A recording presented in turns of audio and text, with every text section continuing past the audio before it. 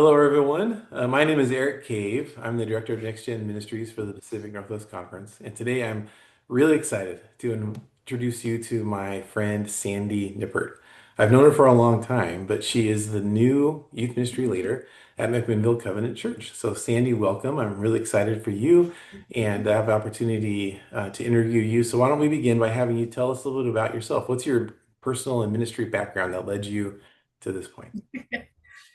Oddly enough, in many ways, I would say I never saw youth ministry in my future. But if I look back, I can see like nudges of it all along.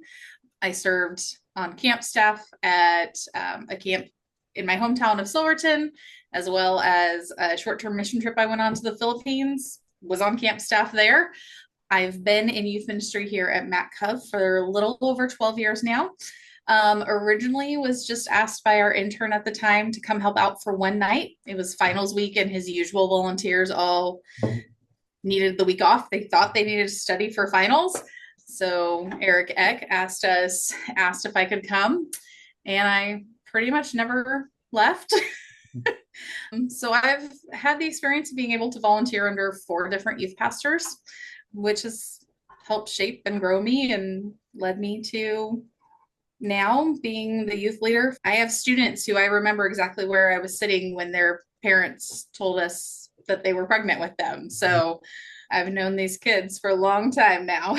That's a great legacy that you have with those kids. So it's been really fun working alongside you for many years at our events. Yeah. So you got to serve as an interim leader before. I mean, you have a lot of experience. I think God has certainly prepared you for this moment. So, Yeah, I've been interim leader twice in between those transitions and all while balancing another job outside of this. So like I said before, I'm really glad you're there. So tell us, what are you really passionate about in ministry right now, now that you're the person in charge? I am most excited about my students' eagerness right now.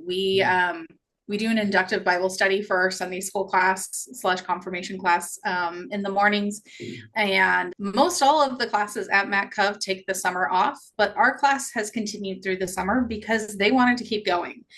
We always start with pancakes and then we do an inductive study. We're working through the Gospel of Mark right now because Mark Stuckey, who just left us, gifted all of our students a beautiful manuscript version of the Gospel of Mark without the chapters and verses and headings in there so they can truly do it that style.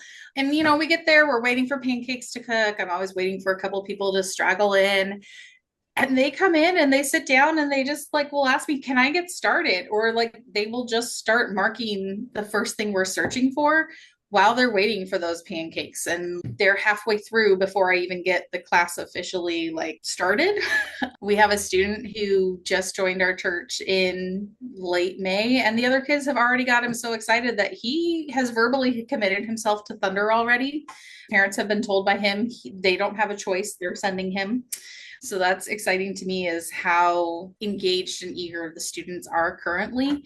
We have a smaller youth group than some of the years we've had in the past, but it is made for a really tight group. Of our oldest in youth currently is just turned 16, and then we've got our brand new sixth grader that joined us, but they all act as one group. And it's going to be weird taking a group to Thunder and a group to Mud, honestly, because this group works so cohesively together on Sunday mornings that the thought of taking them on two different retreats is a little weird. But we've done this study now that we've opened up to the adults. So the students' parents often join us. We've opened it to any adult in the church who wants to join us. And so that's another reason we've continued through the summer, is that we have the class is honestly about a 50-50 split of students and adults that are all studying scripture together and from each other. The students have insights that those of us adults who've been, studying the Bible for 3 times longer than they've been alive, we've never caught on. And then they'll say something and we'll be like, well, how the heck have we missed that Mm, 50 previous times? So exciting.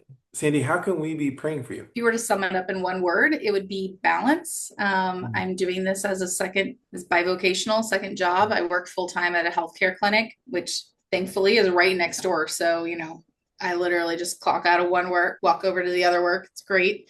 About a week and a half ago, was accepted to a women's multicultural preaching cohort certificate Wow. program through Portland Seminary, starting in August through May. So we'll be adding that onto the load as well. So just balance and time management on my part and self-care management. That's really exciting. Well, thanks for sharing that. I'll be praying for all those things for you. I hope our viewers Thank you. will also.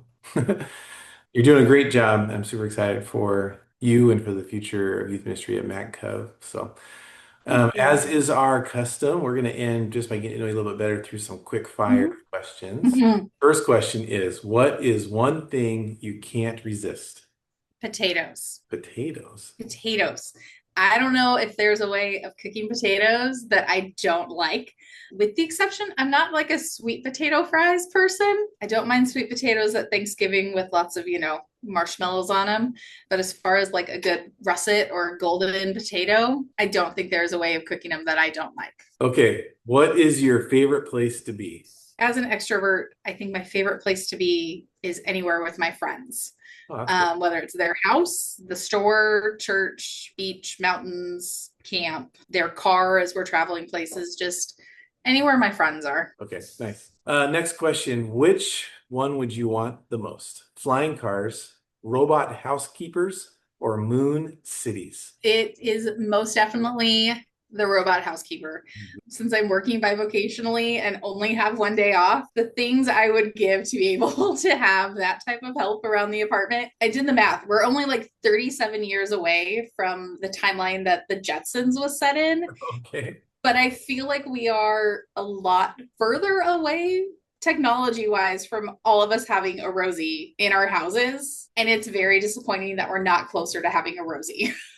Okay. Last question, then we'll wrap it up. Okay. So if you could do one other job for just one day. Okay. Any other job for one day? You can't get enough of this in one day, but it would be cultural anthropologist. Oh, okay. That's oddly the thing I have long said that if money was not a factor at all, I would go back to school like just to study would be cultural anthropology. That's a good choice. Well, Sandy, it has been a pleasure getting to know you.